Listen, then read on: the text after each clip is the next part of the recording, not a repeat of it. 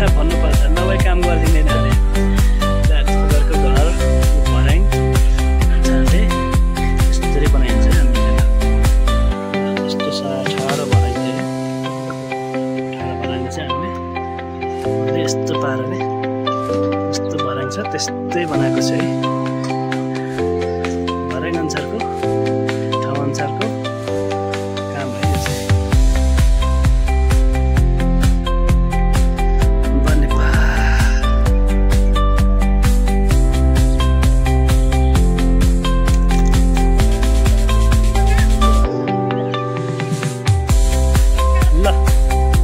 Side चाहिँ complete भइसकेको छ है। अब चाहिँ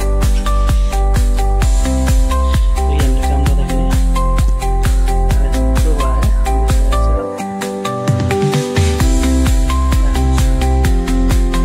भर्याङ भनेको चाय चाहिँ